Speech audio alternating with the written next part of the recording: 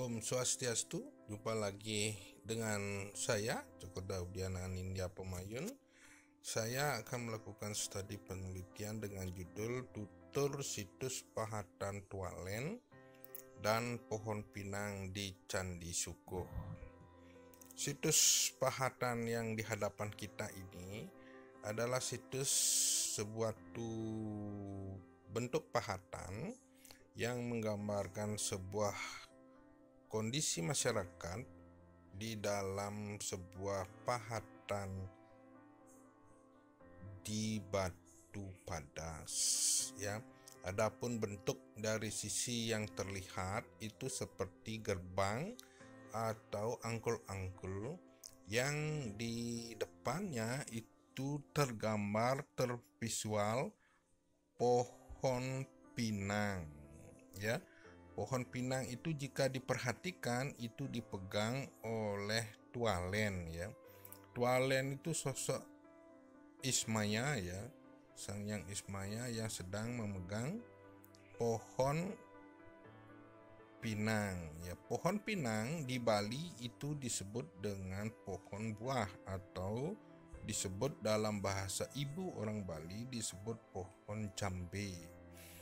Ya, nah tergambar dalam visual tersebut adalah sebuah angkul-angkul yang di depannya tumbuh pohon jambe. Nah, inilah yang menjadi tertarik dari saya untuk melakukan studi penelitian lebih dalam. Kenapa pohon jambe atau pohon pinang ini begitu menarik dari daya cipta leluhur ketika membuat relief situs pahatan di Candi Sukuh ini.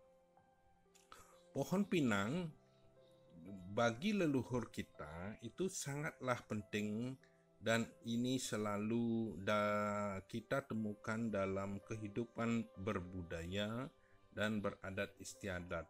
Pohon pinang sangatlah penting untuk dipakai untuk suatu makanan atau suatu kuliner. Bukan kuliner, ya, istilahnya suatu kebiasaan. Itu adalah mengunyah dengan campuran daun sirih, kemudian pamor atau kapur sirih, kemudian ada pohon pinang, ya, ada buah pinang ini sebagai campurannya, kemudian ada gambir, dan terakhir tembakau.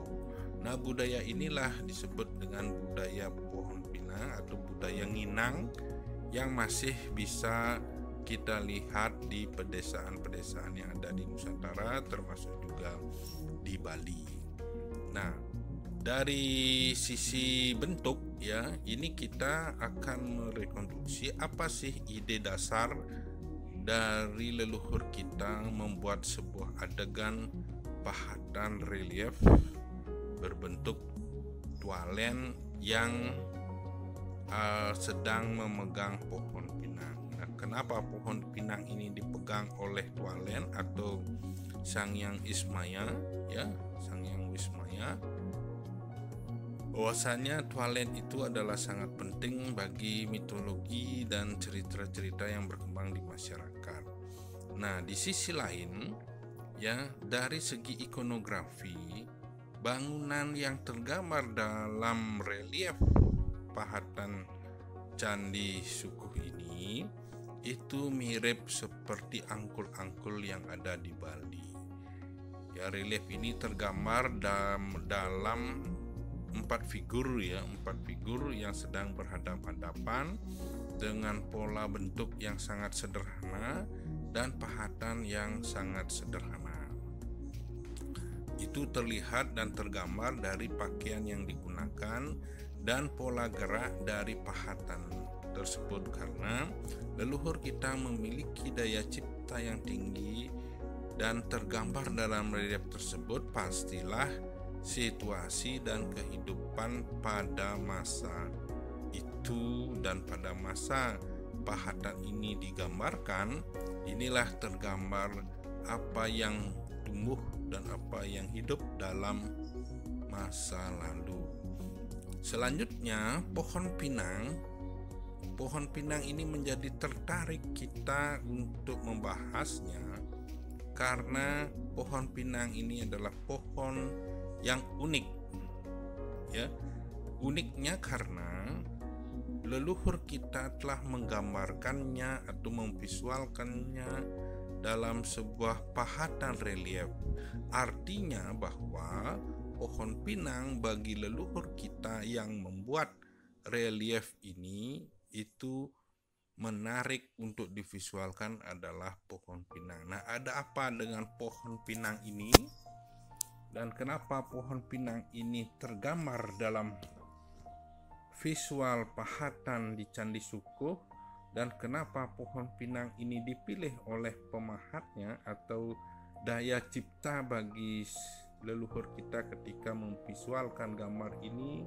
Kemudian kenapa dipegang oleh Tualen ya, atau Sang Hyang Ismaya ya, atau Semar yang kenapa dipegang oleh Semar pohon ini? Kemudian kenapa digambarkan di depan sebuah angkul-angkul ya, sebuah angkul-angkul atau sebuah pemusuhan dalam bahasa Bali ya, dan tergambar 4 orang sedang bercengkrama tentang apa yang diceritakan. Nah, inilah yang menjadi tertarik kita untuk mengungkapnya. Nah, dalam video ini saya akan memfokuskan pada pohon pinang yang dipegang oleh Tualen atau Semar ya. Nah, pohon pinang ini dalam kebudayaan di Nusantara dari Sumatera, Kalimantan, Jawa, Maluku, Bali, Sumba sampai ke timur hingga Papua, pohon pinang ini dalam kebudayaannya masing-masing adalah pohon yang memiliki sesuatu yang unik. Bisa dipakai sebagai makanan, bisa dipakai sebagai sarana upacara, bisa dipakai untuk perkebunan, bisa dipakai untuk mewarna, bisa dipakai untuk pengobatan dan banyak hal yang berkaitan dengan pohon pinang ini. Nah, khusus dari segi ikonografi, ketika leluhur kita memahatkannya, sangat jelas dan detail sekali dapat kita tebak bahwa yang tergambar ini adalah pohon pinang. Nah, pohon pinang itu dari batangnya, dari buahnya, dari kelopak daunnya ya, itu sangat berguna dan bermanfaat bagi kehidupan masyarakat di Nusantara. Sebuah contoh di Bali, pohon pinang ini disebut sebagai pohon jambe ya. Istilah jambe ini ada 2 kategori, itu ada jambe anom dan jambe merik. Nah, buah jambe atau pohon pinang yang buahnya ketika dibelah berwarna putih itu disebut dengan jambe anom. Sedangkan buah dari pohon buah atau pohon jambe yang buahnya ketika dibuka itu mengandung kemerahan disebut jambe merik ya. Nah, pohon buah pinang ini dari batangnya itu digunakan untuk upacara-upacara keagamaan, khususnya untuk surya ya, atau untuk sanggah surya dalam pemujaan kepada surya, yaitu selalu dipakai pohon buah untuk membuat sebuah rangkaian tentang pemujaan surya. Kemudian buah pinang ini dalam kebudayaan Bali itu dipakai sebuah campuran base ya, campuran base, pamor dan gambir yang dikunyah sehingga menghasilkan warna merah ya. Kalau kita memakan budaya Minang itu pasti mulut merah, dan itu sangat kuat untuk kesehatan gigi. Namun di sisi lain, dari segi ilmu saya, itu adalah ilmu seni patung. Tujuan saya membuat konten ini adalah untuk pembelajaran di bidang seni rupa, khususnya di bidang seni patung, yang mengadakan penelitian studi lapangan untuk mengungkap apa sih daya cipta dari leluhur kita ketika membuat relief pahatan ini. Kemudian apa dasarnya, dan kira-kira dari segi ilmu apakah pohon ini tumbuh di masa yang lalu sehingga sangat berguna dan dipegang oleh tualen. Hal-hal seperti inilah dalam bidang ilmu saya harusnya dipelajari dengan baik dan dipahami dengan baik. Apa sih metode penciptaan leluhur kita zaman dahulu? Kenapa leluhur kita menciptakan visualisasi gambar seperti ini? Dan apa arti dan makna yang tersirat di dalam penggambaran situs relief pahatan pohon pinang dan bentuk tualen di Candi Sukuh ini? Untuk lebih memperjelas, kita mengarah kepada bentuk visual tualennya atau bentuk visual ismainya. Dari segi ikonografis, dari sisi bidang ilmu seni patung, ya, itu terbagi menjadi 4 ukuran kepala, ya.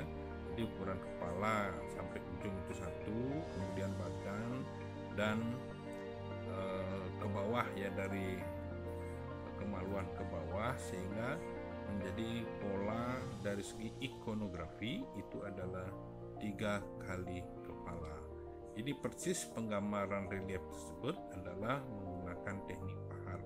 Nah, berkaitan dengan pahat apa yang digunakan, kemudian kenapa bisa batu sepadas dan sepadat yang tergambar di candi relief Candi Sukuh ini itu dapat terpahat dengan detail. Nah, inilah menjadi keahlian yang mesti dipelajari, dipahami oleh generasi muda yang membidangi bidang ilmu seni patung, ya.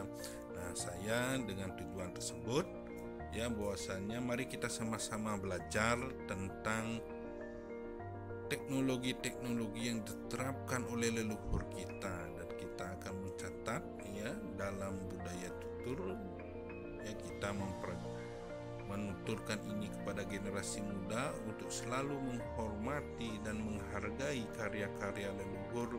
Sekecil apapun karya leluhur tersebut merupakan sebuah gambaran hidup di masa lalu ketika kita melihat dan mempelajari pengetahuan leluhur. Ya, sepatutnya kitalah yang mewarisi itu, mempelajari dan mendalami pesan-pesan yang disampaikan oleh leluhur, baik itu metodenya, cara mengambil batunya, cara memahatnya, cara menceritakannya, dan cara memvisualkannya dalam sebuah relief pahatan atau situs pahatan yang tergambar di hadapan kita ini. Nah, dengan demikian bahwasannya pengetahuan milik leluhur kita pelajari dengan baik untuk kita edukasi dan kita kembangkan dan kita pahami apa yang disiratkan atau yang tergambar di adegan tersebut. Nah, kita akan telusuri dan kita pahami dengan baik, ya, sehingga pohon pinang yang dipegang oleh tualen atau semar dapat kita pahami kegunaannya, dapat kita pahami tuturnya, dapat kita pahami pohon sejatinya, dan dapat kita rasakan buahnya sejatinya, dan merawatnya dan menanam kembali pohon tersebut dan mempelajarinya. Tentu ada hal-hal yang misteri yang belum terungkap dalam adegan ini. Mudah-mudahan dengan konten ini kita sama-sama menggugah dan menelusuri serta mendalami maksud leluhur kita memahatkan pohon pinang di adegan situs pahatan relief yang ada di Candi Sukuh tersebut.